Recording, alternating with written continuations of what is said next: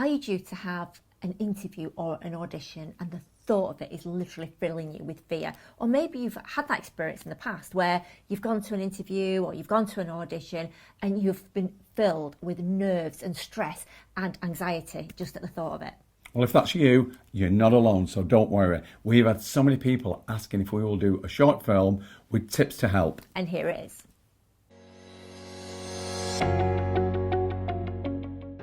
So if you're somebody who struggles with anxiety when you're approaching any kind of audition or interview, then the likelihood is that you may have one of the following three things. You might have glossophobia, which is a fear of public speaking, and incredibly common.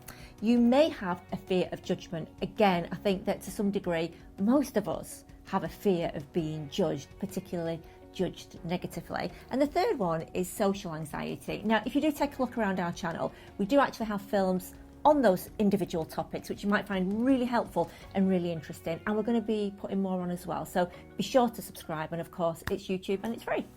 So if you've been invited for an audition or an interview, just firstly, take a moment, take a breath and just consider they have invited you because they're interested in you, right? So they're already interested, you've been chosen. And let's be honest, they don't want to waste their time inviting you, and they won't waste your time either. Yep. So that's the first thing. You're over the first hurdle.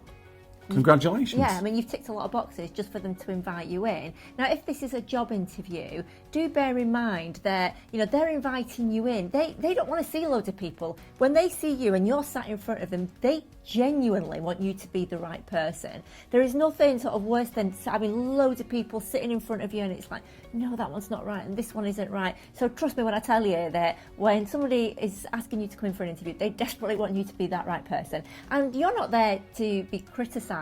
You're actually there to see whether, you know, you're the right fit. So that doesn't mean necessarily that it's not because you're not good enough if you don't get the job. What they're actually looking for is for that person whose character will gel with their other staff members. And that is really important. I mean, we've been there personally on both sides. I was going to say, if you weren't good enough, you wouldn't have got the audition or the interview. Yeah. Fact. Yeah. You know, you've obviously got the bulk of the way there, and the rest of it is just whether you fit in the organisation. Yeah. And as Eva was about to say then, we've been on both sides of that fence. Yeah. You know, our desk, should I say.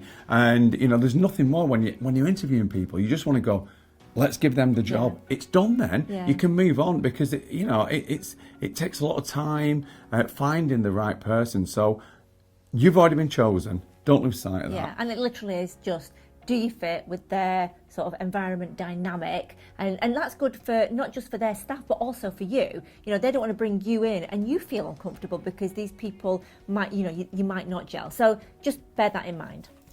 They also say that, you know, people make their mind up within the first few seconds or the first few minutes of any interview or any audition. And to a degree, that's really true because if you're auditioning for a part, as soon as you walk in, the director there, well, in their mind, they've got an idea of what that person looks like, how they move, their mannerisms, and it just might be a no. And it's not a personal no to you, it's just that you don't fit the character. Yeah. So even if you've been for loads and loads and loads of auditions, it just means that you haven't fit the character yet. So it's not personal. And if you've applied for loads of jobs, and even if you've been for a lot of interviews, again, it might be that for whatever reason, you don't fit the dynamics within that company. Yeah, but it is, like you said. But it's not personal. It's not personal, and it is quite often just a numbers game, and it's just whether kind of you fit. Now, we're going to give you some really great tips now to help you, and one that I'm just going to throw in that I hadn't thought about actually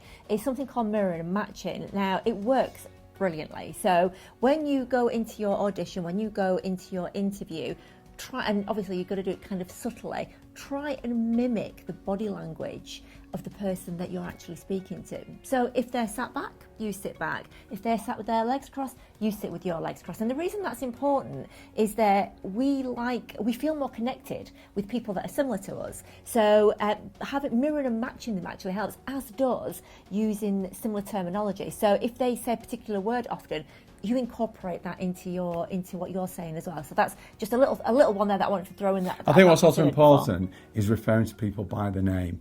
You'll know this. Yes. If someone says your name, you can be in a conversation, then someone mentions your name, suddenly you start listening again, because no matter what it is and no matter who you're talking to, we all drift off. When someone says your name, it brings you back to the present. So when you go in, it's important to remember their name and in conversation keep saying their name. Obviously, don't overdo it, but keep mentioning the name, because it brings them back and it shows that you are interested in them as a person. Exactly, and it kind of gives that familiarity as well, as though you already know each other, which again is absolutely brilliant. Plus, really respectful. So whether they've introduced themselves as Mr. or Mrs. Brown or as David or Diane, whichever way they've Make sure you introduced use themselves, that term. that's the one that you're using. But it is really respectful. So that's the sort of first couple of things there.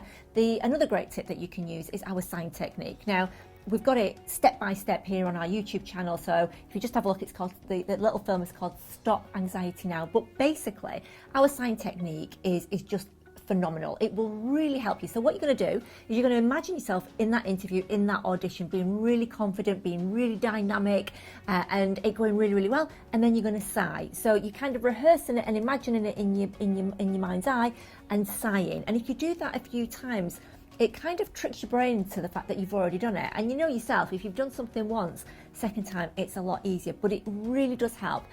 Sighing, they've done scientific research on sighing, and it's been actually referred to as a psychological resetter. It really helps to make you feel calm and release these feel-good and calming alpha waves in the brain. So just a quick recap. Check out the film. It's called Stop Anxiety Now for our step-by-step process. But in essence, see yourself in that interview, see yourself in that audition, and sigh quite a few times before, like a couple of days before, on the day of the interview, and then just before you go into the interview as well. So you've listened to all this so far, but if you're still thinking, I just don't know, I still feel anxious, take someone with you.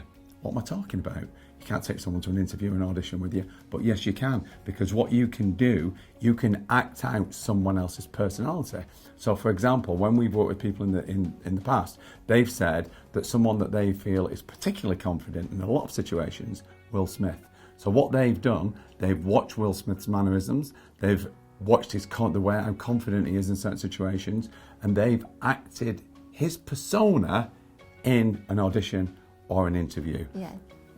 It's kind of like a security blanket, I guess. So what you're doing is you're seeing this person, and it might not be somebody famous, it might be somebody that you know. We all know someone who's really confident. It might be somebody that you work with, and what you're actually doing is you kind of imagine yourself stepping into their body. So you're still being you, but you're kind of being supported by them as this security blanket, by their mannerism and confidence. So that's a great little thing that you can use. And another and final thing that we'd like to share with you is, in advance of going for your audition, you will have probably, or your interview, you've probably sent off a CV, or you've sent off an email about yourself and your attributes. I want you to really consider those attributes, and I want you to write them down, on a piece of paper, or in the back of your diary, or on your phone, in the notes in your phone, or even on an index card.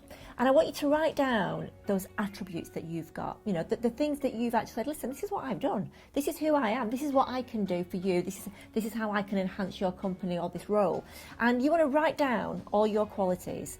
And what you need to do before you go into the interview is just have a little read through, just to help you realise why you absolutely deserve this part, deserve this role within this company. And reading that and going in with that kind of mind frame, you will walk in with confidence, so that when they see you, they're going to go, wow, this is the one for us. So I think and the mindset is really, really important. If you want to get really confident, then you're walking in with the mindset, okay, do I want to take this job?